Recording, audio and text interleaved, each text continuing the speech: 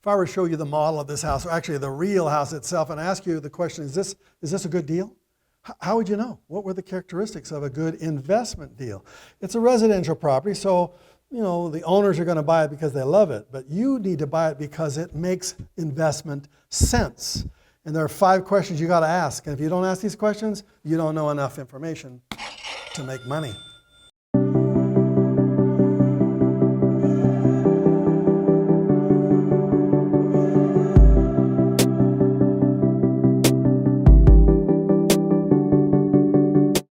Now today, you're going to learn there are 5 ways to rate and rental property, and all 5 of these ways are important.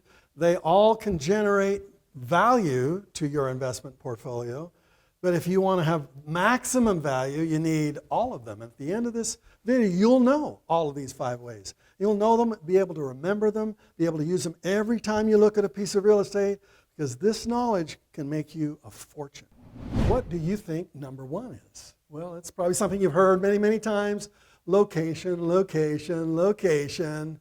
It's true. Location is really important. You want to have something that has appreciation potential, areas for expansion. You want to be able to find a right property so the property itself increases in value because of where it's located. However, there is a scoring system that I've devised. So you can give a property, depending upon its location, a 0, 1, 2, 3. And if you use this scoring system, it can show you exactly what a great property is. Let me show you the scoring system. Here's how the scoring works. Every one of those 5 characteristics that we're going to be learning here, you're going to give it a score of 1, 2, or 3. If it's bad, you're going to give it a 1. If it's okay, you're going to give it a 2. If it's great, you're going to give it a 3. But when it comes to location, if it's in a bad location, you're going to give it 0 points for that area. There's no pride of ownership, high crime, no appealing shopping, abandoned buildings, close to major streets. See what I'm saying? You're going to give that a 0. I want you to rate it lower. If it gets a 2, then it's going to be cleaner, older neighborhoods, close to churches and schools, working class tenants, nicer inner city neighborhoods. Kind of get the idea? There are great neighborhoods and there are terrible ones, and 2 is an okay neighborhood. Now when it comes to 3, give it 3 points if easy accessibility to all necessary amenities and transportation, middle class suburban neighborhoods, not on busy streets, cul-de-sacs ideal, properties nearby very similar in price, good landscaping except in brand new subdivisions, and only high class inner city locations. So every property is going to get a score for its location. 0, bad location, all the way up to 3. Now, keep that in mind. Whatever it scores when it comes to location, we're going to add that to the next area of evaluation. Number 2, property condition. Now, once again, there are going to be 3 numbers, 3 ways to score it. 1 is low, 3 is high. So let's talk about what they are. 1 means you'd only consider buying a property in bad condition if its price is fantastic. Therefore, it gives you probability for increasing your investment, right? Needs a major cosmetic improvement. I mean, it's going to require you time and money and effort and maybe 10% of the cost of that property. Because you know what happens when you invest 10% or more? You're going to discover problems in that property that's going to increase your costs even more than 10%. Usually it's associated with a poor location. Why people don't want to live there, they beat it up. So be careful about buying properties in a 1, all right? So we're going to score it a 1. 2 means something that it's in a little bit better neighborhood, it's probably in a little bit better condition. Cosmetic improvements are nice, but you could turn around and sell it, make it a profit immediately without spending a lot of money. Or if you did a little cosmetic improvement, it may be 5% of the cost of the property itself.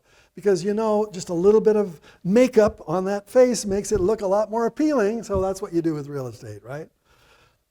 Little or no structural work is required because that gets into deep problems. And do not buy if you don't have the time to fix it up. Why? Because you'll have to hire a bunch of people, which lowers your profit. And if you don't have time to fix it up, you know what's going to happen?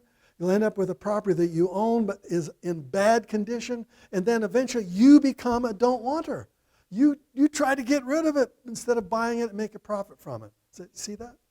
So let's talk about number 3 now. Yeah, I want properties that are rated as a 3 because it means that I won't have to have any work done on it before I can remarket it to somebody else. It's a newer property, probably recently renovated, no problems, clean inside and out, good landscaping, sold by a don't-wanter at an excellent price because they have a personal problem, not a property problem.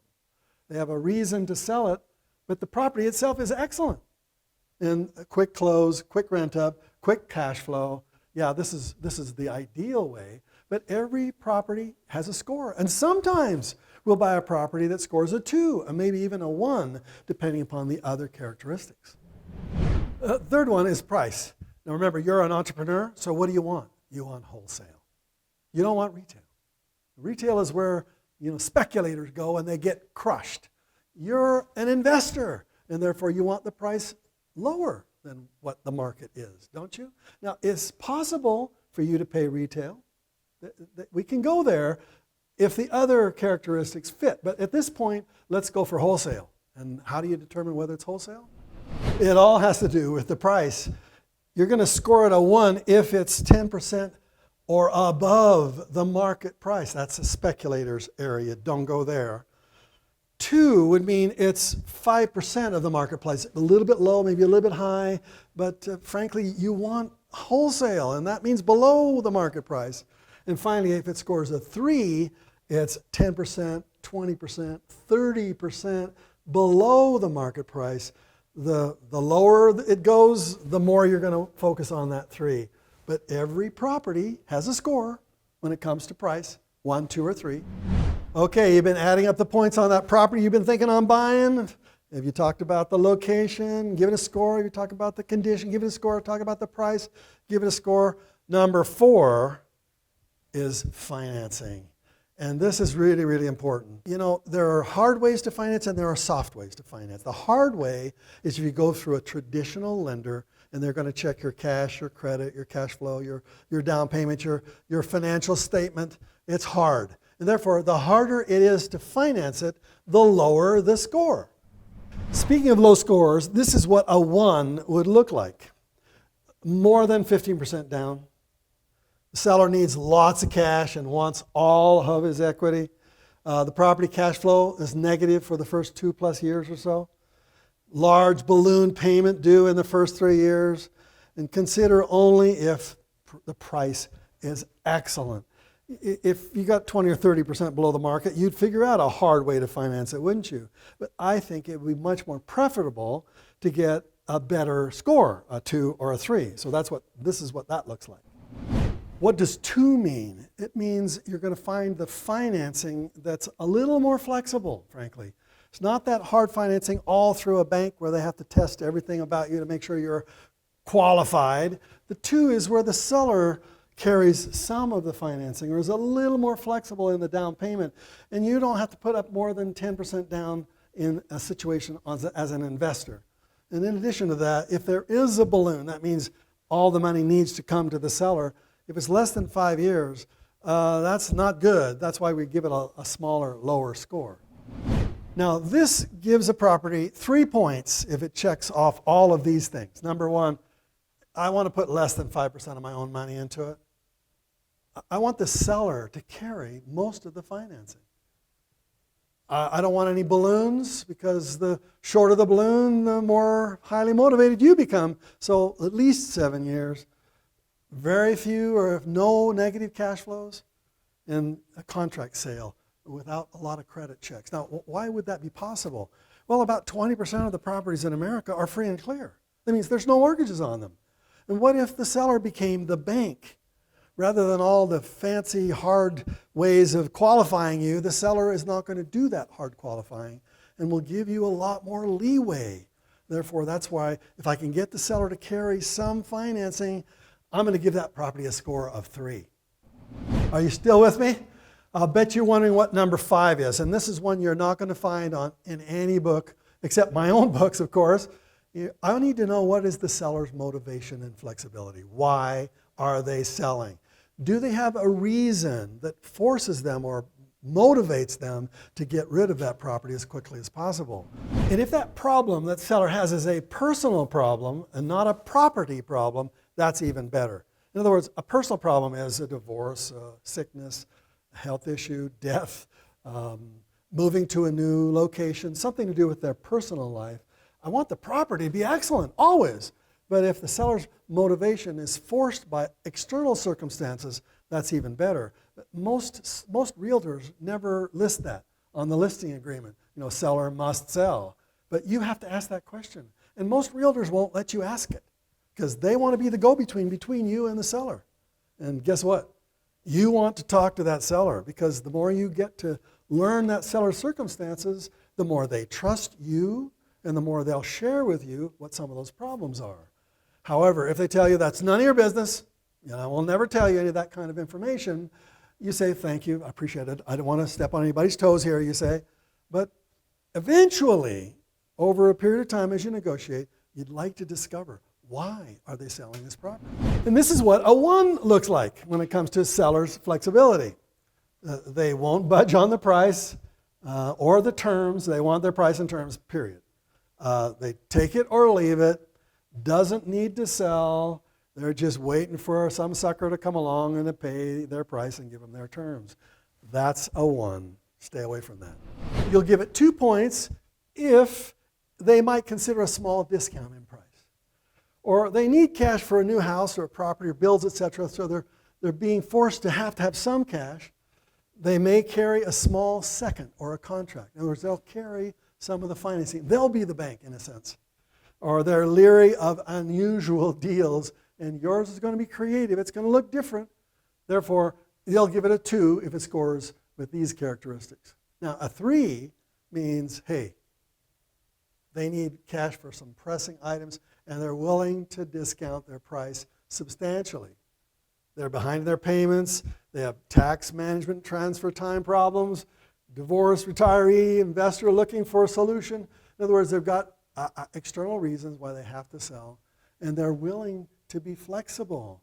They're willing to give a little, to let you come in and not do the traditional hard bank financing opportunities.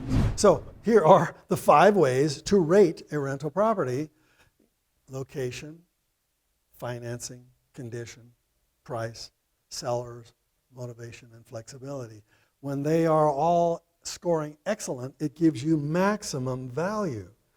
But how do you know what the score of a property is? I'm going to teach you a real simple system that when you add those scores up, it gives you a total score, and it lets you know whether you should move forward or not move towards it at all. So we're going to give location a score of 0, 2, or 3. We're going to add that to its financing, 1, 2, or 3. Property condition, is it a 1 or a 2 or a 3? Price, is it a 1 or 2 or 3? And when you get to the total you could get would be 15. That's 3 times 5. That would be the best property. But frankly, there are some properties that score less than that you'd want to write an offer on. So how do we know what's the cutoff point? When you add up all the points from all these 5 areas, if it scores 11 or less, well, 10 or less, then don't buy it. Don't look at it. Don't invest another minute of your time on it.